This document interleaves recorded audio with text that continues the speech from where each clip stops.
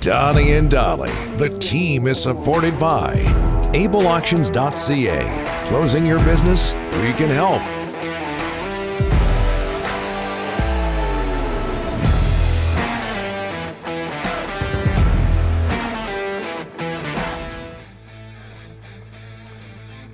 Welcome back, everybody. Today's guests, including Patrik Allvin, standing by, brought to you by Langley Chrysler. Enjoy no-hassle 3-day returns and 30-day exchanges on all used vehicles, so you can make sure what you get is just right for you. Don't just love your car. Love buying it at langleychrysler.com.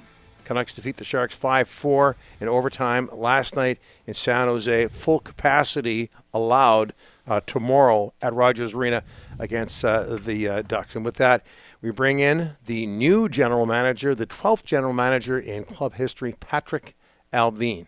Patrik, thanks for doing this. How are you, sir? Thanks. Thanks for joining you guys here. Yeah, no problem at all. Hey, Patrik, I'm going to put you on the spot here. Do you have any update on the health of Jack Rathbone? I talked to Ryan Johnson here this morning, and obviously Abbotsford is heading to Denver, and I believe they're going to practice here, but it sounded like Rathbone was doing fine. Haven't gotten more of an update if he's practicing or not, but he was doing fine. Yeah, and do we know anything about a concussion, Patrik? Because I think given all that we heard, that would be the number one issue. I would say upper body injury. Okay. All right. Very good. Very good. I see you're easing in. Hey, Patrik, 3 points out of a playoff spot. The trade deadline is March 21st. When you look at this roster, are you going to make moves, or do you anticipate making moves with a playoff spot in mind or with the future in mind?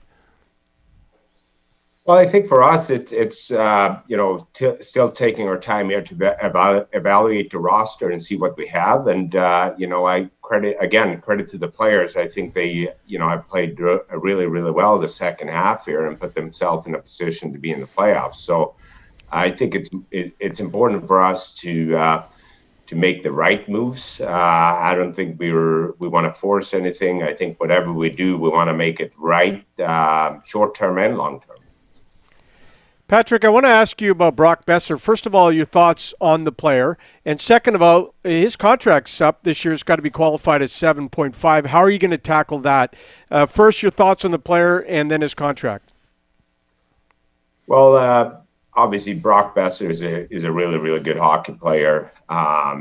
Drafted here in Vancouver, raised in the system here. Again, nice goal yesterday. He's a goal scorer. The second part of the question is contract. I think that's something we're talking about here. I definitely, see where it goes with his camp and what they want to do. And we haven't really got into that much at this point. Patrik, you're taking over a team in a city where they are dying for a winner. It's been a long time. There hasn't been a lot of playoff success here, and everybody kind of wants to push that button and get everything perfect. It takes time. That's why you're preaching patience. When you look at this roster and of the games you've seen, how far do you think they're away? Jim Rutherford said a couple of years, maybe possibly retool. What are your thoughts when you look at this roster? How far away is it from being competitive? Well, it's hard to say. I haven't really. I would ask for some more time to get to know the players a little bit and more, and my staff. And if you're looking around the league, now you get Tampa, as a back-to-back champion, in Pittsburgh, obviously, where I was coming from. But you had those the star players to build around, and. I think we have a good group here. To be honest, I don't know where, if we're sitting where we're sitting. So I think we got some. We're not there right now. But we hope with the players we have here. We've got a tremendous goalie, one of the best in the league. So we got some good building blocks for sure, and we want to get better every day, and we want to make the right decisions here moving forward to be a, not just 1 year good. For us, it's all about being good and competitive over time. Patrik, every time Travis Green, when he was coaching the Canucks, every time the Canucks played the Pittsburgh Penguins, he would say, our team can't keep up with their speed. You came from the Pittsburgh organization, and the knock on the Canucks is that they're not fast enough. How much is speed or lack of speed an issue with this hockey club? Well, I think every team has a different identity of how you want to play. And I think that's how you build your roster. And obviously we emphasize a lot of speed in Pittsburgh and skill and details. And I think that's, credit to the coaching staff there, how they did it. Like, I think you need to be detailed and thorough, every day, how you prepare yourself in practice. That's the way you're going to play the game. And I think that's where we want to emphasize on here, putting the structure in place and the identity of our team. And then that's something we're going to work on and preach every single day. What would you like to see that identity be? I don't know if it has an identity right now. Maybe that's part of the problem, but what would you like to see that identity be? Fast, tough. What would you like to see? Well, I think that's obviously where the game is heading here in the league right now, and where Jim and myself coming from is we want to have a fast team that plays a skill game, and we're all also want to be a hard team to play against. I think that's where the success is in today's game. Are you afraid of the word rebuild? No, I'm not afraid of the word. I don't think that fits the Vancouver Canucks. I think that's on other teams. I don't think you should have that word attached to the Canucks. Okay, Patrik. You won Stanley Cups in Pittsburgh. It was a tough team. They stuck up for each other. Do you see the Canucks right now tough to play against? Are they, like coaches said, I want to be hard to play against. Are the Canucks hard to play against right now in your eyes? I think we could be harder as a team. I think we can emphasize that to be relentless, hunting pucks, coming after the other team a little bit harder. I think there is always a chance to improve on that in that area. Patrik, you're in Canada. Trading deadline's coming up. Rumors. JT Miller's name is like a lightning rod in this city. Your thoughts on the player and your thoughts on, if you ever did move him, that would be a massive decision. But talk a little bit about JT Miller. Well, this is obviously new for me, just being in Canada here for a couple of weeks, but it's definitely more buzz about the trading deadline here than in Pittsburgh. And I think in Pittsburgh, where it was more about improving the team and making the right decisions. And I think that's something we want to emphasize on here too. Again, I'm not just going to trade a player to get the media buzz going here. We want to do what's right for the long term here. And regarding JT Miller, he's our best. He's been probably the most consistent, best player on the team.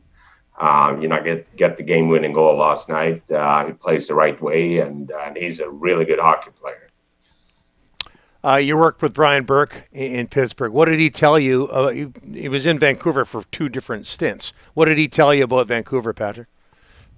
Well, he tries to tell me that he was the reason they traded up in the draft and picked the Sedins. But the Sedins were good enough. It wasn't really his. He didn't have to do much.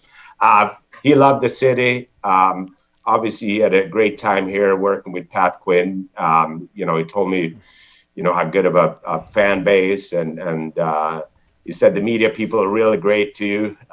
So it was good. Burke is a good person and a good man. Okay, going back in your career, I checked out your hockey database page. You bounced around a bit, but you did play pro hockey. You were a tough defenseman. Growing up in Leksand, Sweden, I hope I got the name right. Who were your favorite players? Who were the people you looked up to?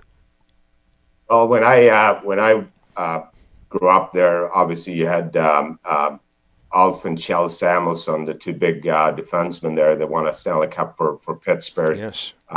Pelle Eklund played in Philly for a long time there as well. Those were the my age when we grew up. Those were the guys we looked up to. Yeah, Alf Samuelsson was a mean piece of business. He's done well as a coach as well, and both of those guys really stood out. Have you been recognized yet? I mean, it must be different in Vancouver than it is in Pittsburgh. They're hockey crazy here. Pittsburgh's a great hockey market, but everybody loves the Canucks. Everybody follows the Canucks here. Have you been recognized yet? Have you signed any autographs? I'm going under the radar here, guys, so... It's hard to, hey, when you're the GM of the Canucks, that's hard to do. You know, it's very hard to be under the radar. Patrik, one last question. The Sedin twins, your respect for them is obviously through the roof.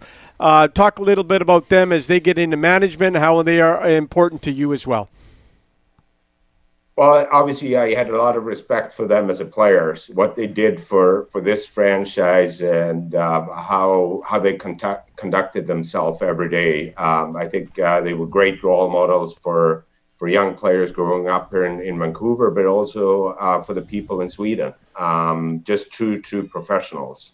I didn't know them coming in here. I've been very, very impressed with their work ethic and their knowledge about the game and the players around the league. And it's a privilege for me to have those people around here. And we're talking about, the culture and the standards and having Hank and Daniel around here every day. I think that's, they're great role models, and they putting pressure on you to make the right things on a daily basis here. Okay, I'll put you on the spot again. I know this isn't your department, but when are we going to see the flying black skate, or the black flying skate jersey? Come on, Patrik. Do we know? Give us a scoop. I love it. I love the black ones, but I can tell you that. Oh, okay. I hope we're going to do it. Yeah. Yeah. Okay. No scoops today. All right. Okay. And Patrik, in the future, when somebody asks you who your favorite player was, you always say the boss. You should have said Jim Rutherford. Yeah. I know. But of course. Can you imagine him playing in net back in that day and how the goalies look nowadays? Yeah. I know. Yeah. One of the best masks in NHL history, though. Give him that. Hey, Patrik, this has been great. Thanks so much for this. Appreciate it. Okay. Thanks, guys. I appreciate it.